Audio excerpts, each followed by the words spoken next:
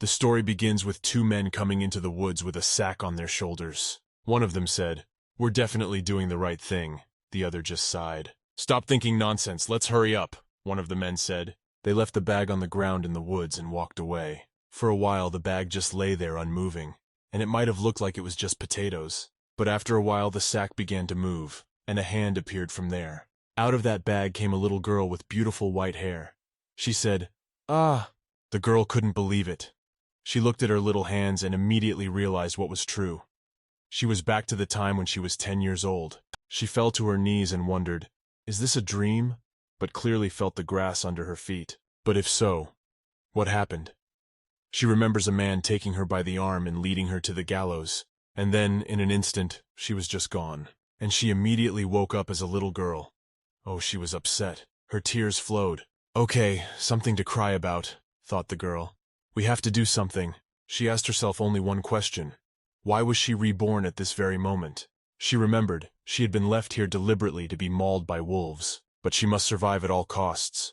She stepped on the stick and picked it up, because she already knew that the wolves were coming here now, and they would have to be fought off. This is her last chance. She can't let it go. The girl swung with all her might at the wolves, and slapped one on the neck. "Phew," she said. "At least I managed to overpower one," thought the girl. But as it turned out, she noticed some smoke coming out of the wolf's neck. "Oh no!" she shrieked. "She couldn't have," she heard herself reply. "Of course she couldn't!" Then a young man came out of the bushes and said, "Did you really think you could kill a couple of wolves at once with your stick?" But she tried to fight for her life and didn't run away in fear. "Courage is the quality of a winner," said the fellow, while fire burned from his own hands. The girl, when she got a closer look at the fellow, said, "Oh gods, it's Duke Balm. How did he get here?" There was no such thing in her past life, she began to remember. She'd met the Duke much later. The girl approached him and turned, saying she thanked him for saving her and bowed. "Sir," said the girl, "you have already helped her once. Can she ask you for one more favor?" The Duke said, "Speak, he will think about it." The girl asks very nicely, "Will you please take her to Earl Creed's estate?" "She will not be indebted to you, sir." She thought she needed help so badly and she was completely defenseless. Duke Baln is a mage, and she would really need his help. However, there were rumors about him. She began to remember what had happened in her past life. High society women were discussing that they know everything, they say. The Duke of Baln cannot grow old. They've heard that he accomplished it with black magic, and black magic is based on human sacrifice. Well, it was all whispered behind their backs. No one was supposed to hear them. But is it true? The Count's daughter. "And what, I wonder, are you doing out here in the middle of the woods at this hour alone?" asked Balne. "Do you really want to return to the house from which you were sent here to certain death?" clarified the Duke. The girl put her head down and realized that he understood everything. But it was much more complicated than that, and she couldn't explain it to him. She's really wary of going back there. But if she runs away and doesn't come back, she said she didn't want to run away from home anymore. Nothing good would come of it. She needs to stop running and hiding from her parents. The Duke thought he didn't want to get into other people's quarrels. He replied that he would help her. The girl was very happy, but he added that he would help her on one condition. "With what condition, sir?" "You must keep our meeting a secret," he said. "In secret, you know," the girl said, promising, and showed her little finger. "That means she swears on her little fingers that she won't tell anyone." "Come along, then," said the Duke, and stepped a little aside. To apply his magic, he snapped his two fingers and a bright yellow-colored spark formed from them. From that spark, a portal opened up, a large yellow circle to cross through. The girl thought about what she had heard, that teleportation magic was a very high level of magic. "How cool is he?" The Duke turned to the girl and told her to hold onto his hand because it could be dangerous. But the girl was afraid to take his hand. She took hold of his sleeve. At one point the Duke stopped and turned around and looked at her. He had a feeling. He couldn't figure out what it was. The girl took notice. She asked, "Sir, is something wrong?" He just thought it was her and told her nothing was wrong. "Let's go." He took her hand and stepped into that bright light. The light was so bright and gave off warmth that, for some reason, the girl was a little frightened and screamed. Well, having literally stepped over him, they had already found themselves on Earth, in a garden. Just a split second and she's already in a different place, she thought. "Magic is so wonderful. It can't be conveyed until you feel it yourself," she said to him. "What miracle, sir?" But the Duke turned and walked away. She thought she was annoying him. Still, she decided to say, "Thank you for bringing her home, sir," and bowed. She knows these places. She'll make her own way to her quarters. Well, the Duke snapped his fingers again. That was no problem for him. And in a split second, a fiery yellow portal appeared again behind the girl. All the Duke said was, "Here's the way," and walked away. But the girl continued to stand. When the Duke walked a few steps, he said, "Don't be afraid of magic fire. It doesn't burn." And she happily said, "Thank you very much, Duke, to you," and waved him off. She figured she would be sure to repay him in kind when he really needed it. The girl went into that fireball and the Duke went to your side. But for a second he stopped and looked at his hand. He smelled something wrong, but he didn't yet realize what it was. The girl found herself already in the living room of her manor when she passed through the fire portal. Walking down the hallway, it was very quiet. She wondered if anyone had noticed she was missing. She needs to hurry to her room as soon as possible. But I looked in the window across the hall. The window was my father's room. But he wasn't there. And she went to her room, remembering what had happened to her last time on her birthday. She saw her face for the first time. There was no one in Earl Creed's lineage before. They couldn't prove it. The girl was the first gifted of her kind, and they couldn't let it go. She was handcuffed and chained to the wall, sitting in the dungeon. Then one day she was taken outside. As it turned out, there was a gallows. The order to execute Alicia Creed. The Count looked at the death penalty. He was asked if he had any objection. He said no, looking through the window of her room at the same moment into her daughter's eyes. So she must not let it happen this time. Sitting down in the hallway, the girl grew sad. She heard someone coming and asked, "Who's there?" "My lady," said her maid, who saw the girl in the darkness. "Cecile, be quiet or you'll wake everyone up." "Why are you here, my lady Alicia?" "My lady, is something wrong?" the maid asked. Alicia replied that she was not. "Please get Larry," Elise said. "She has something to tell him." The maid led Alicia to her room and sat her on the bed. Well, the girl was so tired that she just fell asleep. She started having dreams, memories. No need to hold it in anymore. It's her way of surviving. So many times already. The memories come so haphazardly and illogically. She is an adult, sitting in a dungeon on a cold floor, and 2 guards come in. She screams, "Let me go! No, help me!" But one thing she truly knows. The more she resists, the more agonizing death will be. Is that too much to ask? Father. She first met him when she was 22 years old. "Count Creed, do you have any objection to your daughter's posthumous sentence?" "No," he replied. "As you please." So passionless and detached, he accepted her verdict. On that ill-fated day, she was a year old, and her father had no idea. He didn't care about her life. Even when she was killed, he continued to live as if nothing had happened. She's not offended, and she's not surprised, but rather a pang of pity. To the people who died because of her, if you think about what she did. A bit of history. One of the most powerful aristocrats in the empire, Count Creed, honor and wealth were his weapons. If her ancestry could be proven, she would inherit the temple. But no such evidence existed, and legally she was just a homeless girl. And her mother, whom her father loved more than life, died in childbirth. So it seems to her that her father's cold attitude towards her, and the fact that she has not known happiness all her life. The reason for that is obvious. But where do you hear a voice coming from? Come here. In a dream, adult Alicia was floating through some tunnel of water, and this voice called out to her for a moment. She stopped and asked where she was. The voice said, "Alicia Creed." "This is your 29th rebirth," replied the boy. "Who are you?" Alicia asked. Of course you don't remember anything. He likes to explain everything to her again every time. He's Lake. He represents the pantheon of gods. He's the one who helps her every time she's reborn. The boy with the red eyes and the red hair. Strange said he knows a lot about her, but it's all going wrong this time. 14 years, 3 years, 15 years, the longest is 22 years. Each time she appeared crying and frightened, and begged him in tears to save her life enough already. He'll do it again. He won't let her remember it's not all good. Oh gods. Alicia woke up and remembered the whole dream as God Lake had said she should become happy, and then the rebirth would finally end. But this was the 29th time, and she still hadn't managed to accomplish anything. "No, this time it will probably be different," sat down on the bed and firmly decided. Alicia said, "Thanks to the watering can. She has the memories he left her. From now on, she'll start training her powers, and this time she'll definitely be able to protect the people she cares about." A room in which a woman stands at the window with red hair and says that she has come home alive and well, and behind her stands a maid who does not know what to say to her, and has only been able to whisper softly to your ladyship. The Emperor's half-sister and current wife of Earl Creed's Separan Grace Rothan. Alive and well, repeated Grace. You can't even handle a 10-year-old girl, she asked the maid. The maid begged my lady to give her another chance. She's bound to think of something. But Grace was firm. And you've had few previous chances, she said. You were supposed to kill Alicia Creed. How many times have you let me down? Grace said angrily. The maid begged me to raise her. It's just that the servants in the outhouse wouldn't leave for a second. It was very hard to get her out, the maid said. But Grace didn't care. She angrily shoved the maid and she fell, and kept screaming that she was asking for another chance, milady. Grace said to shut up. She needs to think.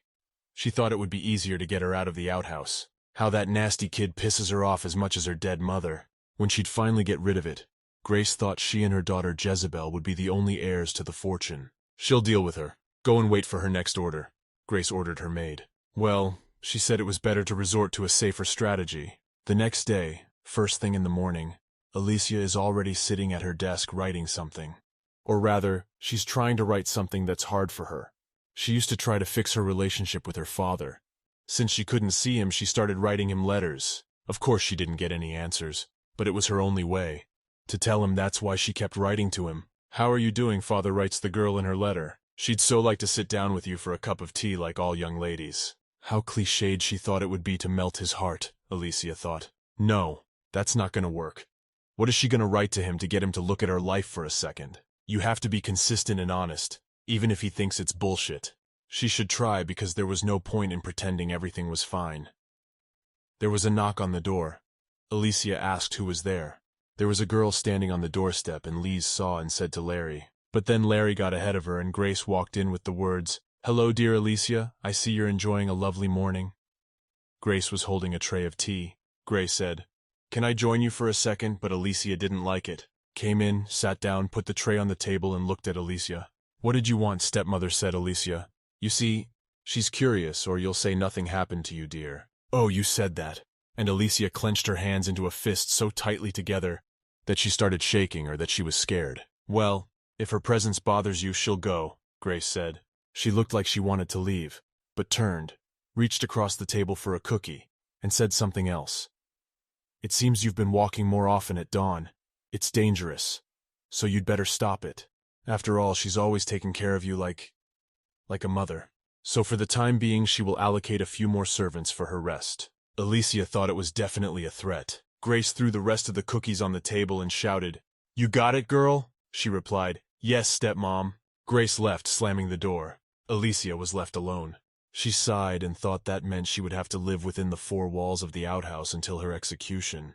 Well now, Alicia was the only one who disagreed. She had definitely decided that she was going to disrupt all of Grace's plans. After Grace left, Larry came into the room. "My lady Ellie, are you all right?" she asked. "She has not hurt you, my lady?" "Don't be afraid, Larry, it's all right," the girl replied. Alicia asked for help cleaning her desk. "Sure, I'll help," Larry replied. Larry turned. "Girl, do you remember telling her about her father? Please tell me something else and in more detail. She cares about everything, every little detail. Don't be shy, Larry."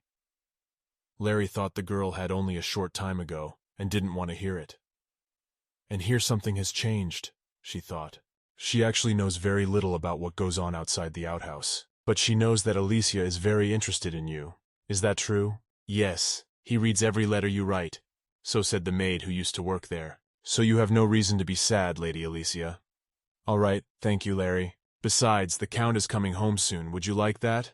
"She'll give him your letters and gifts," Larry said. "She will go, my lady. Call if you need anything." "Very well," replied. That's what she wanted to do. But she's too afraid to meet him. A letter she'll write. Better yet, another letter. A few days later, the Count returns. In the street in front of the palace, she meets him with her daughter, the head of the Creed family, Dick Creed. "Welcome, consort," Grace said, bowing before him. She's very glad he's back safe and sound. Their Jezebel was worried about him. That's Earl Creed's youngest daughter. "Isn't that right, Jezebel?" Grace interjected. The girl said, "Hello, father," and bowed to him. She was glad to see him and that he was all right. The Earl turned and walked away, saying nothing, yet Grace ran after him with the words, "Dick." Jezebel noticed that her mother was ingratiating herself again, all in front of him. Why that was, she didn't understand. It was disgusting, but still her situation wasn't as dire as that girl's. Grace follows the Earl and asks, "How was the expedition? Did nothing happen?" But the Count does not speak to her, walking in silence. Grace shouted to him that she was writing to him, Dick, her spouse. The Count paused and said, "Is she really going to bore him like that?" "Forgive her, consort," Grace said. The Earl went to his room. On the way he met the butler, who greeted him by saying, "Welcome, sir, to your lordship's home, Burns, butler of Creed County. He took care of the affairs of the estate while you were away, your lordship," he said, and handed over a whole stack of paper documents. The Count looked at this stack, and the butler interjected, "What is it, your lordship?" Kraft asked the butler and replied, "What letters?" Butler began to think. What letters? And then he remembered. Ah, how could he have forgotten the letters from Lady Alicia? He would go and find out. "If there are letters for you from my lady," the Earl said. "Good." Alicia and Larry went outside to the garden to walk and water the flowers. "What a miracle, my lady," Larry said. "The garden you tend is green all year round." Alicia laughed. "Unbelievable, because she gives all her love to those flowers." But the girl herself thought that she had never received love. But she could give it, even to flowers. Walking through the garden, Lisa saw something in the trees. "What is it, my lady?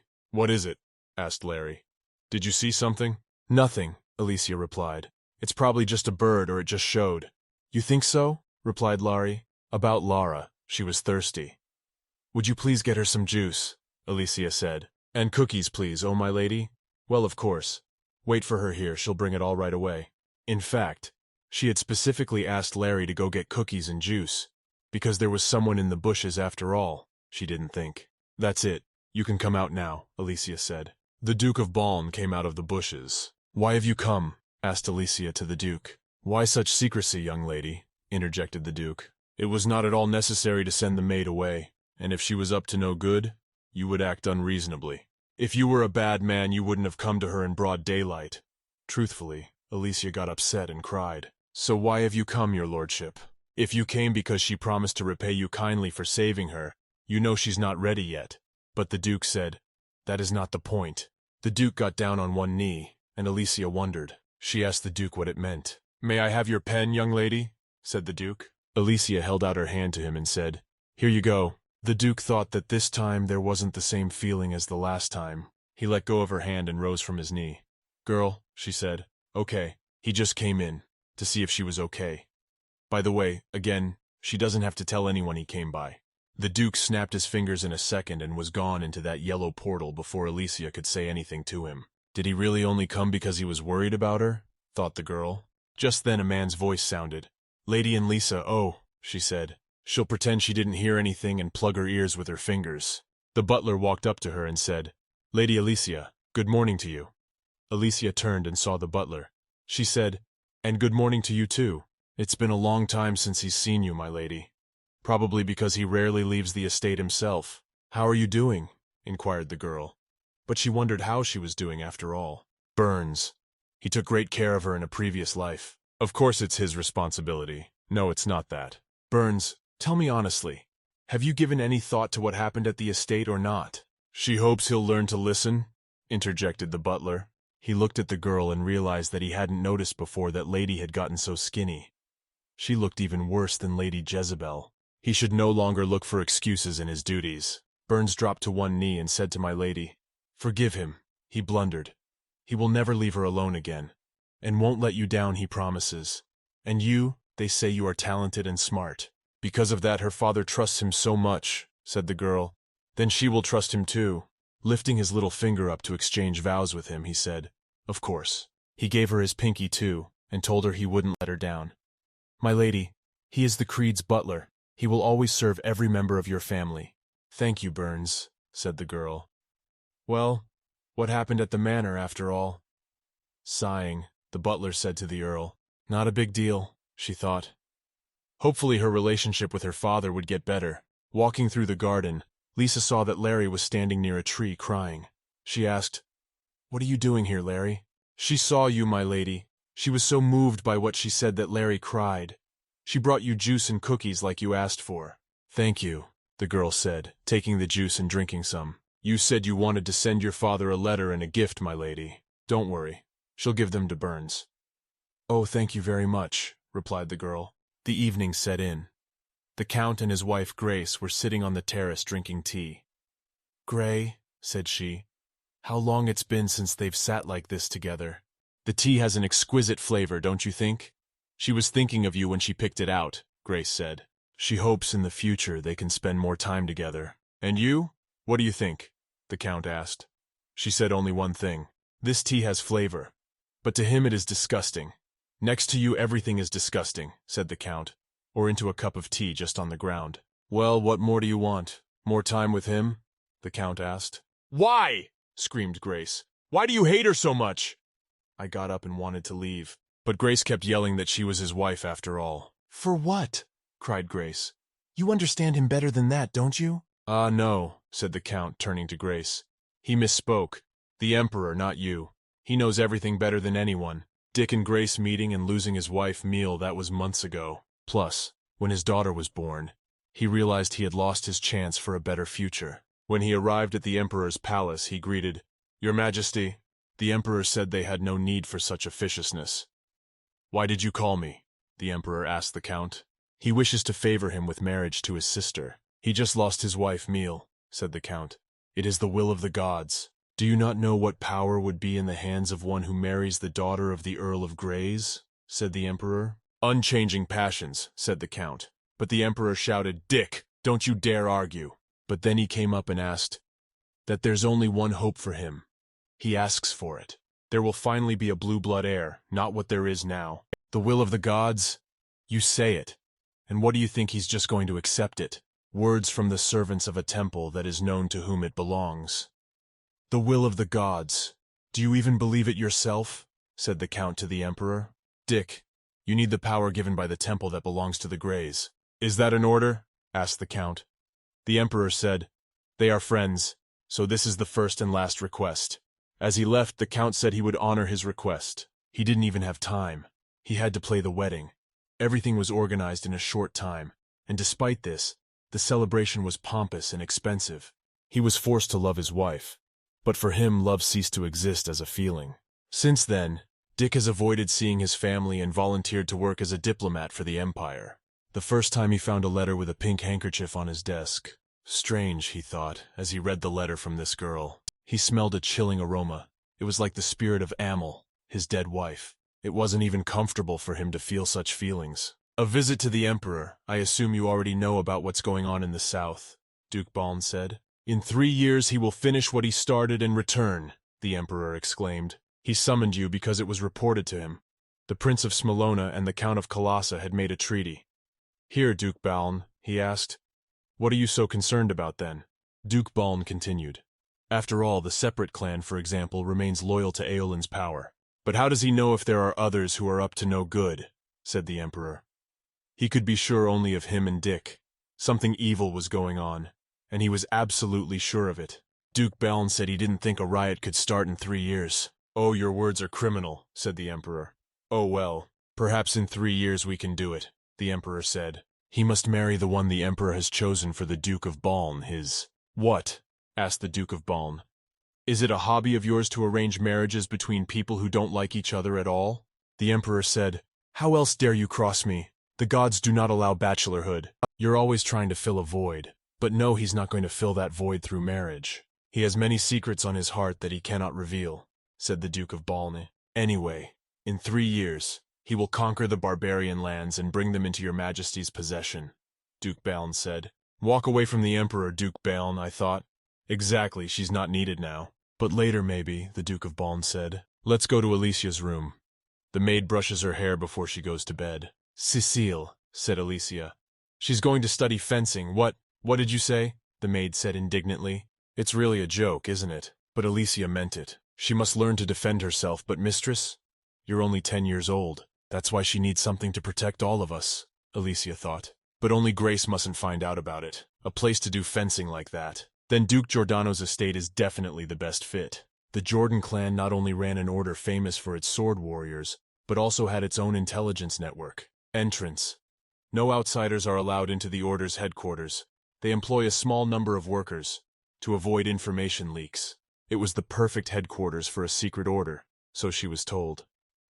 I wonder if they'll teach her swordsmanship there, the girl thought. No matter how she stops you, you won't listen, will you? Elise asked the maid. She will help. But promise her, please, my lady, that you will not exhaust yourself physically if anything happens. You must be sure to let her know. Yes, all right, Alicia replied. And yet she's worried. And you, mistress, can't you give up this venture? Sissel asked. Mistress is worried about the attempted kidnapping, so she ordered to double her vigilance, the older maid told the younger ones. This wing lacks hearing, but still, please take care of it, yes. Don't worry, replied the girls. They stood near the entrance to the room on either side to keep watch. If you want to go to bed, tell her. Oh, don't worry. Talking among themselves and the maids who guard the door. And for her. They're all having a hard time, Alicia thought. Can't defend herself, even if only a little. But she needs to practice, she thought. Took a broom in her hands and started swinging it around. But the broom jumped out of the girl's hands and fell in the room, and there was a rumble. The maids at the door heard everything and were alerted by the strange sound. Madam, what's wrong? They asked through the door. Nothing's wrong, Alicia replied. Because of her family's politics, she can't learn magic, in which case she should at least learn swordsmanship. She can't give up without trying, Alicia thought. It's a blessing in disguise. Tomorrow she will certainly go to Duke Giordano's estate. She absolutely mustn't get discouraged, Alicia thought. The reason for refusing the invitation is that she is not feeling well, the Count asked. Yes, that's right, sir, replied Butler Burns, putting the Earl's desk in order. But if she got in a carriage and went somewhere, then she lied about the illnesses, he asked.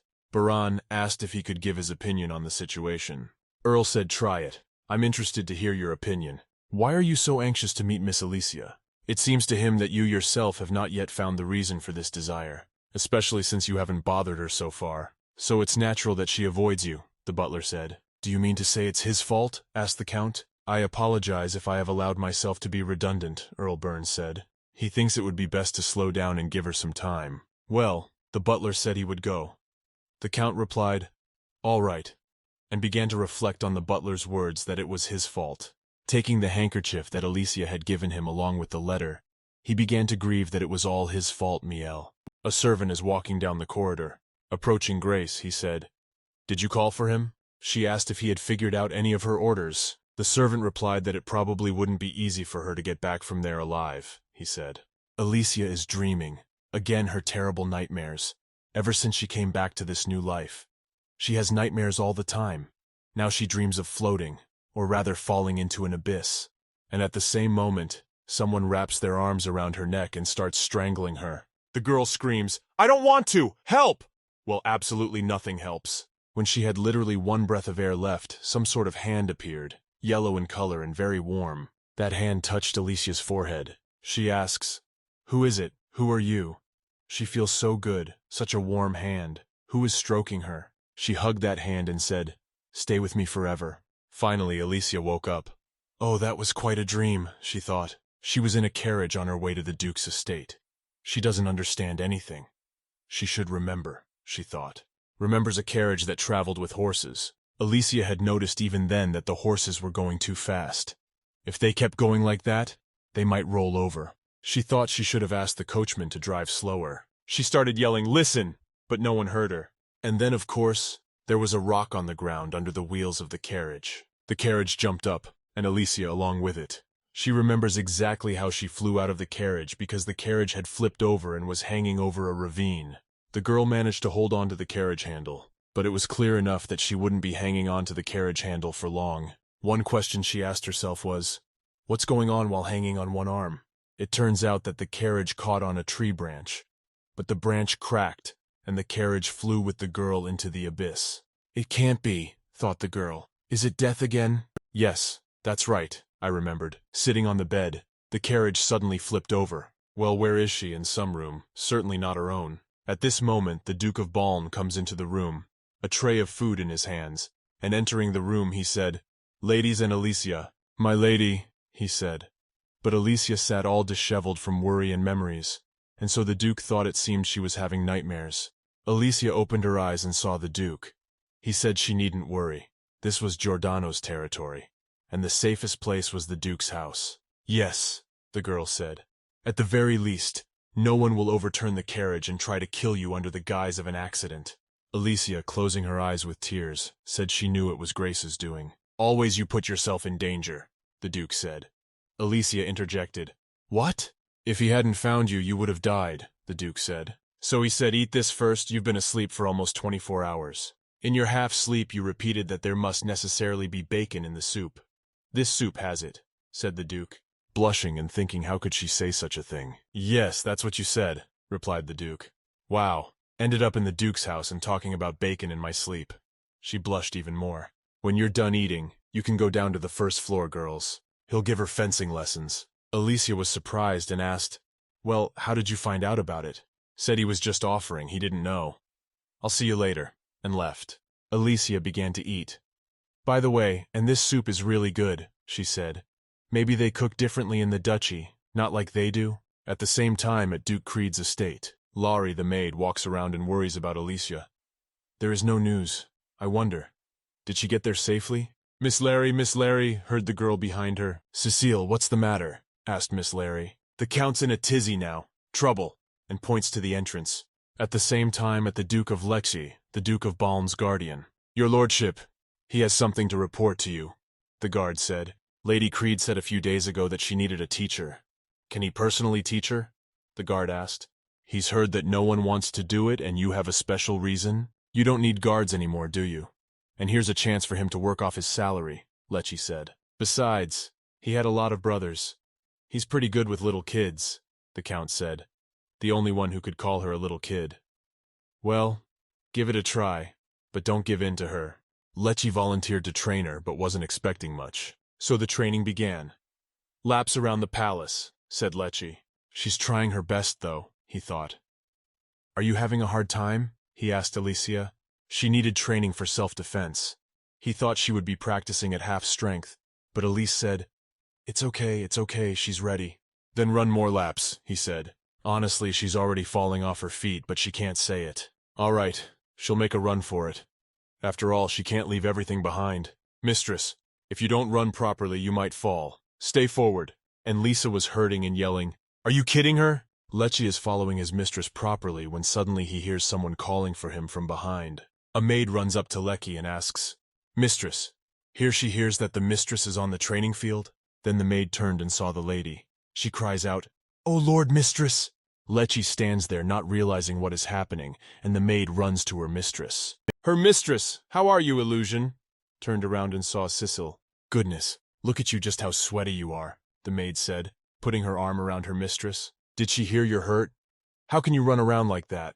She's been treated at the Duke's manor. She's fine now. How did you end up here? Did something happen? Of course it has happened, said the maid. The Count is looking for you. He heard you were sick and was about to call a healer. When he found out you were at the Duke's estate, he gathered the knights to personally check on you. There's something wrong here, Alicia thought. What's the reason he wants to see her so badly? Cecile, she must speak to the Duke. In the meantime, you wait in the carriage, Elise said. Good, replied the maid. I'll see you soon, ran off, and Alicia ran to the Duke. Even the maid noticed that Alicia seemed happier in someone else's home, contrary to expectations. Alicia went out into the garden to find the Duke. If she had known this would happen, she would have asked where he was, she thought. A voice sounded. You go the other way. And Lisa turned around and saw the Duke. Said, oops, she was just on her way to see you. You're very convenient, Duke, I thought, though he wasn't even surprised. He said he knew she was going back to the Count's house. Yes, it seems something happened at home and she needs to come back. But you're not going to tell her not to come again, are you? Go and come back. No need to worry about the others, the Duke said. He held out his hand to her, and in his hand was something. Alicia asked, What is it? Is it a magical medallion for traveling through space? When you want to come back, take the medallion, think of this place, and you'll be right back here. Wow, Alicia thought. The Duke put the locket around her neck. Alicia said, Thank you very much. He also added, he snapped his finger again, and a yellow spark appeared. He seems trustworthy, but you'd better head straight for the gate just in case. And he pointed to the portal. He said, Don't worry, we'll send her to the estate. You care for her so much, she said. I don't even know how she can thank him. In that case, could you promise him something? Said the Duke. Alicia looked at him and spoke aloud. Promise? 2 days ago, Alicia was walking up and down the stairs. She severely underestimated the ladder exercise, she thought. Her legs were really starting to hurt. So, back to the promise. It's a mere trifle, said the Duke. But you must keep your promise, and held out his little finger to her. Alicia asked, What promise? And held out her little finger. Going down and up the stairs an hour a day, Duke said. When it gets very hard, you can rest a little. But you should definitely do this exercise for 2 hours, he said. That's the most important task for you now, is to build up your endurance. Promise? The Duke asked, and Lisa replied that she did promise. After returning home, she was unable to meet her father as he had hurriedly left for the palace. She doesn't know when he'll be back looking for her again, so she decides to wait for him at home, and in the meantime do her stair-walking exercises. It's very difficult. What was she thinking? Having already collapsed from helplessness, saying she couldn't take it anymore, the girl decided to take a break. Cecile came in and brought her towels with the words, Mistress, how good you are. She's hoping you won't lose weight from the exercise. You're so fragile. Come on, that won't happen, Alicia said. On the contrary, she will build muscle and get bigger, showing Cecile her arm muscles. Cecile thought for a moment. I wish her mistress could be like the other ladies, she thought. Mistress, let's have a picnic, said Cecile. A picnic? Alicia interjected. Yes, a picnic. The weather is just right today. She thinks it would be very good for strengthening muscles to have a snack outside. Picnic? Yes. She'd only been to picnics with Larry and Cecile a few times. Good, replied Elise with great pleasure and a smile. She liked the idea very much. Let's go on a picnic. She will help you with the cooking. She was just about to learn how to bake a pecan pie, said Alicia the maid. Yeah, she heard her dad doesn't really eat sweets, but he does love pecan pie. She doesn't know when she'll be able to treat him. When all the preparations for the picnic were finished, they went into the garden. Alicia was in a great hurry, so Larry admonished her. Madam, slow down. You might fall. Nothing, Larry shouted, grabbing a basket of food, rushing through the garden. Alicia noticed the sun on the trees, that it was very warm outside. Wow, she said. The weather is really nice today. If it weren't for Cecil, she'd still be at home. Larry, come quickly to me, Alicia screamed. But an older maid came up to Larry and started saying something to her, and then Larry said it looked like she had some business to attend to. You can wait here for a while. She'll send Cecile. Yes, all right, Alicia replied. No wonder Larry is so worried about her, thought Elise as she opened the basket of food. It's not easy having a picnic, thought the girl, making all those appetizers. Putting a piece of pecan pie, she thought. By the way, how could she give her father a pecan pie? She raises that she must make an effort to repair her relationship with him by looking at the castle, thought Alicia. But because Grace kicked her out to the annex of the mansion, she and her servants have lost all power. Entry to the main building is strictly controlled by everyone except Larry's head maid. She'd like to give him this special gift in person, Alicia thought. Something got in her eye. She said ouch and started rubbing it. Grace must be up to something after that carriage accident. Maybe she could give him the gift some other time, Alicia thought. The girl was sitting quietly eating her sandwich when someone came up behind her. What sort of antics, the man said. Alicia turned around and saw that from behind her. Where did the father come from? Where did the girl think he came from? He said again you didn't hear his question. All Alicia could say was the word, you know. Everything else she couldn't say at all out of fear. She squeezed her eyes shut because she was really scared and started to try to speak simply. But her father said, That's enough. He didn't ask for an apology. May I sit down next to you? He said. A few hours earlier the master had passed. Only hours after your return, said the butler. He would have advised you to rest, but the Count waved his hand and said, Enough. Mind your own business and he'll figure out what he wants to do. The Count walked towards the outhouse, and the butler wondered. That's where the outhouse is. Why is he going that way? He really hopes nothing happens, the butler thought. Lately he's been having frequent dreams of his father's Count. Not nightmares, even pleasant ones, but still. It's a longing for his wife who died, Meal. These dreams are poisoning him. Dick, Meal said, look around you. After Miel's death, he never once saw her in his dreams. Why he should look around, he couldn't understand what she meant by that. Walking down the garden path, the Count reasoned, I think there was a wing of Elysia somewhere around here. Back to the present time again.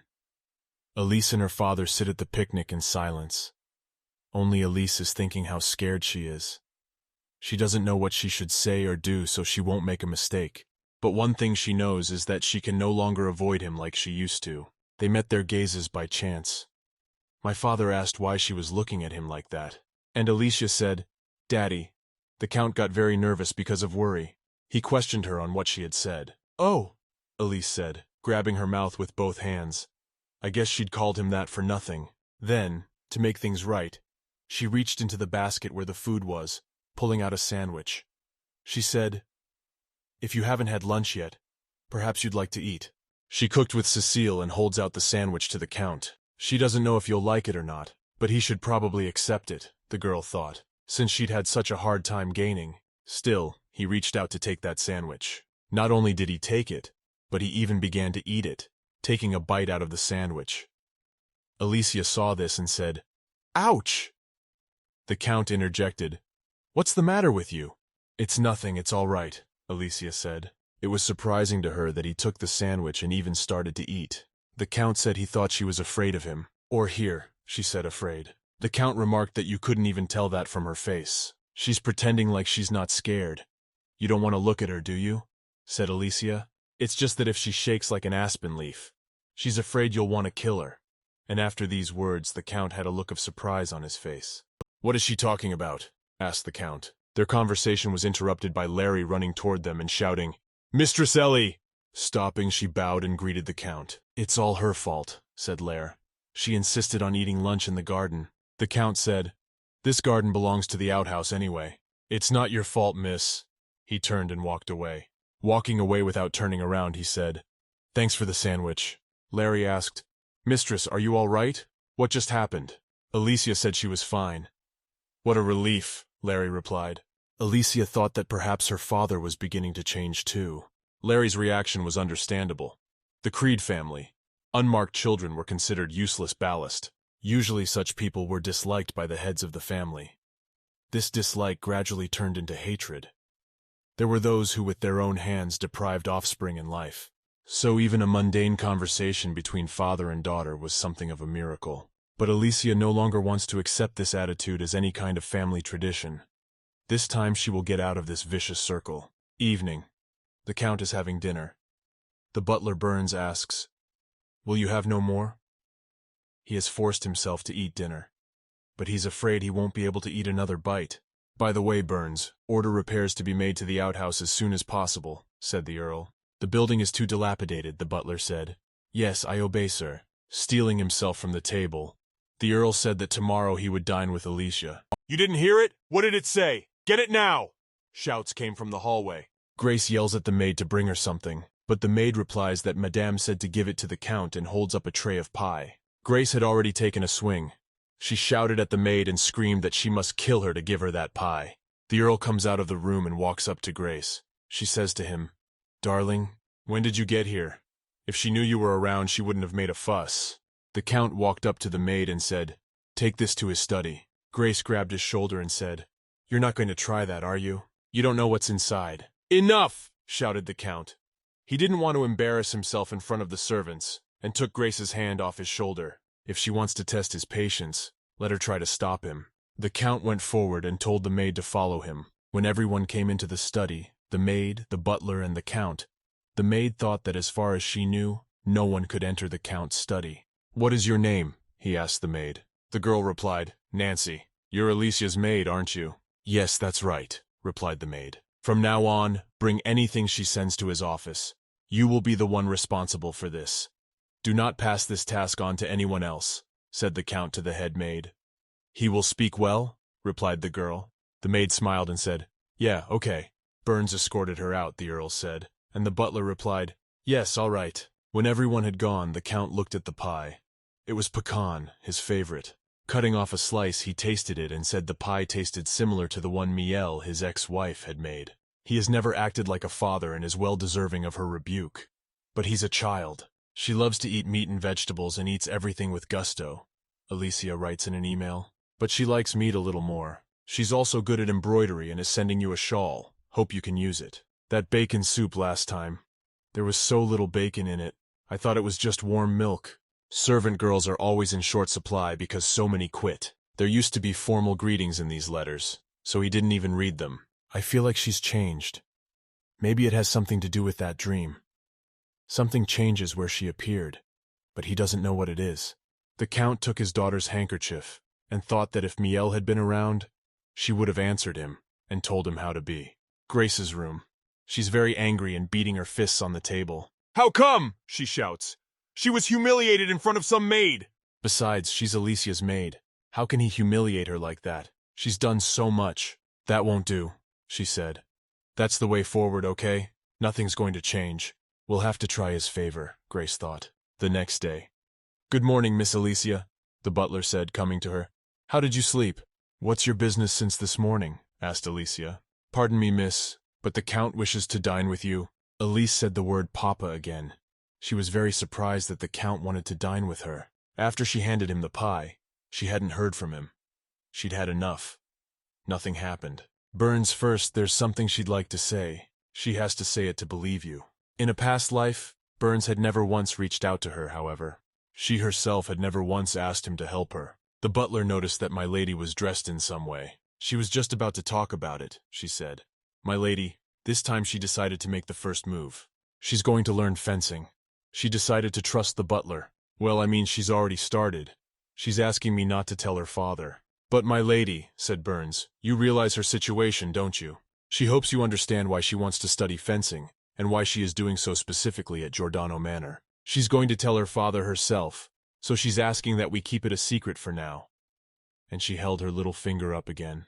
The butler said he would do, "As you ask, my lady," and turned in his pinky too, so that they exchanged promises.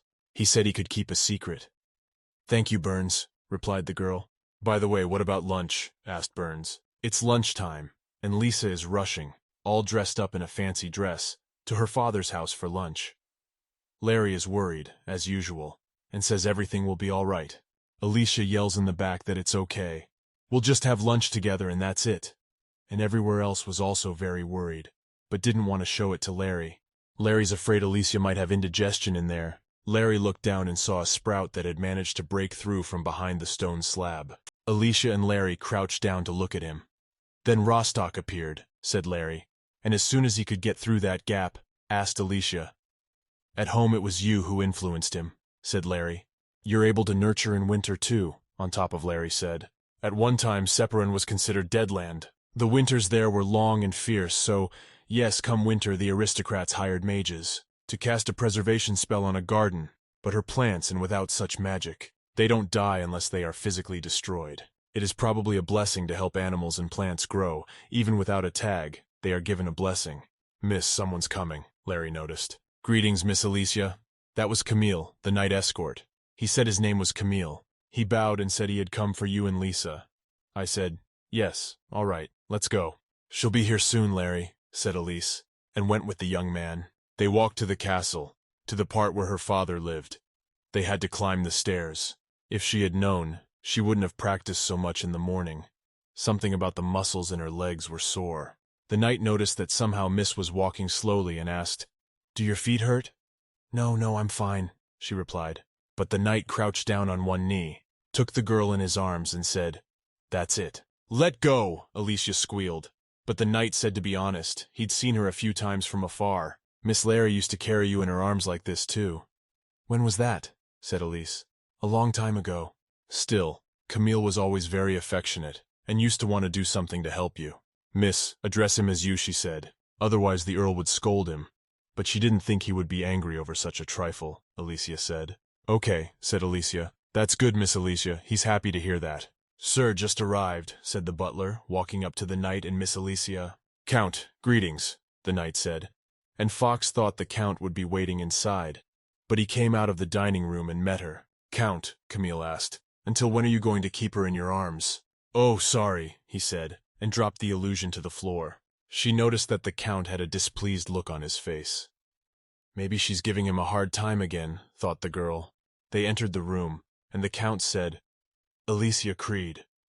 "Yes," replied the girl. "There's something else he doesn't know yet," the Count said as he went into the room and closed the door behind them. "You don't know?" She asked him what he didn't know. He waits for her to respond, but she can't figure out what to tell him. And then she remembered he'd invited her to lunch. She should thank him. She bowed and said, Thank you for inviting her to dinner, father. Not that, said the count. He said let's go inside. But the butler prompted the girl not to worry. He wasn't mad at her. You'll figure it out for yourself when you talk to him. And don't be afraid. Have a nice meal. If you need anything, call him, the butler said. He'll be waiting outside.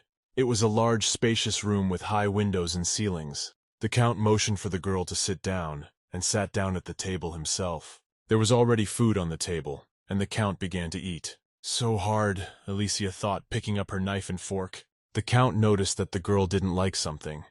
He asked her if she was uncomfortable. Alicia said she understood, but the count said he asked for the smallest appliances to be brought. An odd choice. Why bring the larger ones? And he held out his plate, in which the meat was already cut. Alicia looked at it all and thought, this isn't a dream. For a split second, Alicia remembered her sentence from her past life. Alicia Crete, for murdering the princess and attempting to harm the emperor, you are sentenced to death. Count Crete, do you have an objection? No, he will do the emperor's will. Why did a father and daughter have to meet for the first time in such a place? Why didn't he turn around once when her people were taking their lives because of her? As she sobbed desperately, he didn't even look at her. The memories almost made her cry, but she shouldn't cry. Honestly, she wanted to air her grievances with him when they met like this. Did he not think about the fact that she had been falsely accused? Or he didn't care about his unmarked daughter, the girl thought. She wanted so badly to tell him she hated him. The count interrupted her thoughts and said he liked the pecan pie. He complimented Alicia, saying she had talent. And what next, thought the girl. Tears were already just flowing down in her eyes. And then she couldn't take it anymore and cried. Why? She asked. She asked only one question. Why only now? She reiterated once more. The count wondered why she suddenly cried. What had happened? Everything seemed to be fine. Well, the girls were already getting hysterical. The count stood up and walked over to her. On the contrary, it would be strange that she shows no resentment, he thought. Well, what he should do in that situation he doesn't know. Maybe tell her she's too noisy or shake her. If not that, then what? To pat her on the head and feel sorry for her. He seems to be the one who didn't say the main thing. He got down on one knee and said, I'm sorry, Alicia. Elise stopped crying and looked at her father. She stopped crying. The count asked, Have you calmed down, girl? She said yes. He saw that she was rubbing her eyes with her hands. He took out his handkerchief and said, Not 3 hands. Here, take this. And handed her the handkerchief she had sent him with the letter. It's that handkerchief, she thought. Why do you still have it? How? Why? Said the count. Didn't you give it to him? Yes, she gave it to you, but she thought you'd already thrown it away. After all, she didn't inherit her family's peculiarity, and it's completely useless. He knows why she says that. Some time ago, in the Earl's study, the conversation turned to Lady Alicia. Butler says that Lady Alicia looks very frail compared to her peers. I don't know, replied the count. He probably hasn't seen her after all. Besides, do you really think he wants to know about it? Asked the count. No, sir. The butler excused himself. Up to this moment, he had completely ignored everything that had to do with his child. And if it had not been for Miela's dream, nothing would have changed. The Credo family was known for its strict upbringing. To create an ideal family, they pampered children carrying the family characteristics. They also got rid of those children who didn't inherit them. They suppressed their emotions and did everything for the prosperity of the family, even if it meant hurting everyone, including her child. Real but family goals can't be an excuse for that, thought the count. He would never throw away what she was giving him, said the count. He never hated her. He knows he was cold and indifferent to her, and he couldn't make her change her attitude toward him in an instant. He won't ask her to forgive him for leaving her for those long 10 years. But he promises that he will definitely change. But why do you suddenly think so? Asked Alicia. He himself doesn't know exactly why he suddenly cared. But from the moment she started writing that letter, he was curious about her life. Did you read the letters too? The girl asked. She can't believe that everything she has heard is true. Maybe it's a dream, she thought. The count said he couldn't change everything in one morning, but suggested she at least start with lunch. An illusion, she thought. If this is a dream, she'd like to stay in it for centuries. The count asked, Have you had enough food put in? Is there anything else you would like? Tell me what you like best. Eating so much. I thought she was probably going to have an upset stomach. Elise said, Daddy, so many questions. At last, she called him that, the count said. So that's how it is, thought Alicia. She hopes. You won't say you didn't hear what she said? Don't worry, he won't make her repeat herself. Come on, eat. She had never seen such an expression on his face. Wouldn't it be nice if it were always like this? Thought Alicia. The Count was just saying that if it was okay with her, he would always want to eat with her. She thought it was her chance and replied, She's okay with it, Daddy, but she has a favor to ask of you. She would like to eat with you from now on. Please, note the menu of the courtiers who live with her in the annex. Wait a minute, the Count said. It sounds like what you eat here is different from what you ate in the outhouse. Elise thought, okay, he really didn't know anything. Alicia, said the Count. He's not burning her. He's just… The girl interrupted him and said, You just don't know, for you weren't interested in it at all. The Count hesitated for a moment. He was completely ignorant of the way she lived, and he dared to say he would change. It seems that for him to be able to change, he will need your help, Alicia said. Of course she'll help gladly, Alicia said. He figured it probably wasn't just the food, and he needed to find out as soon as possible. The evening after all the events, Alicia's room. My lady, it's time to go to bed to rest, said Larry. Yes, all right, said Alicia. Oh, right, said Alicia. Another bookcase is due tomorrow. Can you make room? She'll bring books from the library, Anya said, reaching up, able to buy some. From the Creed library? Asked Larry. But Melody, no one can go in there without the Count's permission, Alicia replied. Yeah, she knows, but he gave her permission, she added. Said she could borrow books there whenever she wanted. Larry couldn't think that the Earl would allow his daughter to visit the library. Larry, it's past her bedtime, said the girl. Oh yes, of course, I'll be on my way. Good night, lady. Uh-huh, you too, Larry. Alicia wanted to sleep so badly, but sprawled out and couldn't fall asleep. She sat on the bed and began to ponder. She doesn't know whether to be happy or frightened by the changes that have taken place in her father. She went to the window and looked in, she thought. After all, she doesn't know why he decided that suddenly. Yeah, she's actually very scared. Her life has been full of fears before. That's why she was always running away or hiding from her father. And as a result, she began to give up on herself easily. But she is changing, and everything around her seems to be transforming as well. She came back here again for exactly that. She's not sure she's doing it right, though. And even though she's still a little scared, she wants to protect all the good things that are happening to her now on her own. The next day morning, Elise and the Count are walking down the hall and through the dining room, and Elise says that everything was very good today too. The Count replies that he is very pleased. They came to the big hall of the library where there are a lot of books. Daddy, there really are a lot of books in here, said Alicia. She can definitely have any book she wants, she thought. Of course. He made a promise. A promise must be kept, replied the Count. Alicia noticed Daddy's hesitation and asked, What's wrong, Daddy? The Count sat down on one knee and said, To be honest, there's something he'd like to give you. It's nothing special, it's just a key to the library. It's yours now, so keep it safe. That key around your neck, he said. If you hang it around your neck, you're sure never to lose it. Alicia said this key is so beautiful and there's no way she would lose it. Are you sure? There's no way she'll lose it if she hides it like this. She pulled back her blouse to hide it closer to her body. There was some sort of pendant around her neck, and taking it in his hands, he removed it from her. Leaning toward the girl, he said sternly, Isn't this a magic locket? And it has the magic of the Duke of Baln. Where did you get it, Alicia? She began to mumble. Well, you know, but the Count said he could find out just by studying it. So he hopes she won't lie and will tell the truth. She didn't know he could so easily realize the thing was magical. Why hadn't she thought of that? She was so looking forward to going to the manor for her fencing lesson today. I wonder if he'd find out why she was going if he'd forbid her.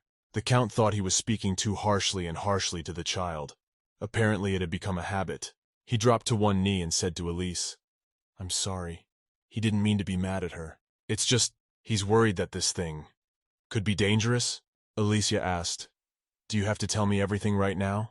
The Count said that if he was sure the thing was safe, he wouldn't question her. Could she show him? Yes, here. The girl handed over the locket with ease, but thought, he said he wouldn't ferret it out, but she can't hide from him forever. Can she tell him the truth at once? When the Count picked up the locket, he immediately realized that it was spatial magic. The magic belongs to Duke Baln Giordano. Count Creed, who uses divine power, and Duke Baln, who uses magic, were both close to the Emperor. However, they almost never crossed paths. Perhaps it was the fact that the Duke was a very secretive man, or that he had a very nasty temper that played a part. And even though this thing still bothers him, good. He won't hurt you, the Count said, and handed the locket back to the girl. A child who has just taken his first step into the big world has chosen Duke Boulogne as he has nothing to worry about. "Alicia, are you afraid he will be angry?" said the Count. He wouldn't ask her about the locket, but it was a question he wanted answered. She's just not sure yet. Yes, it's still hard for her to trust him completely, thought the Count. But she doesn't want her to have secrets from him, Alicia said. To be honest, she started learning swordsmanship for self-defense at the Duke's estate. Learning fencing, the Count interjected. And while she can't tell you the reason for this decision, she promises she will tell you later. Plus, she's gotten a lot tougher because of her training, though it certainly hasn't been that long. The Count said, "Alicia, thank you for telling the truth," and stroked her head. He'd be glad if she continued to be honest with him. "I will, Daddy," Alicia said and smiled. The next day at dawn, "Oh good, she's really going to go to training today," thought Alicia, already changed into her uniform and ready to go. The main thing is not to forget anything, and the girl started checking to make sure everything was packed. On the table, the girl found a letter and began to read it. Alicia thinks she has a reason for choosing Duke Belm, knows the training there won't be easy, but since it's your decision, go all the way. But he's worried about her, so we need to not hurt ourselves and be careful, or he's caring before she can realize it, thought Alicia. She would be back soon, opened a portal and walked through it. She got into the Creed Palace. She seems to be lost. She finally found someone and asked if she should start with 30 laps or push-ups. He didn't think she'd come back. Butler round. "She'll be practicing Sir Lecce today, right?" asked Alicia. But she decided to continue with the training that many adults couldn't do. The butler said, "Wait in the study on the second floor. Sir Lecce and the Duke will be up there shortly." "But where exactly on the second floor?" asked Alicia. She had just gotten lost and could barely get out. If that's the case, she'll have to check all the doors in a row. "Open every door," and Lisa peered in and looked. "How about here? How about here? Or here?" But it wasn't the same, and the girl ran down the hallway further to the next doors. There was one last door left on this floor. She grasped the handle to open it. Opening the door, she said, "Here," and saw, "God, what is it?" she thought. "That's the map of the Empire hanging on the wall. What's more, it's a military map of the Empire. It must not fall into enemy hands," Alicia thought. After all, strategic sites and other important information are mapped on it. Therefore, it is inaccessible to the average person. Of course, that doesn't apply to the Duke of Balm. Well, how could he leave it in such a prominent place, thought the girl, and then she noticed something familiar on the map. It's the road to Jethrin. This is the Wildlands, located to the south, on the border with Rydern-Jetrin. There are no laws or regulations there, and every now and then these savages raid Rydern.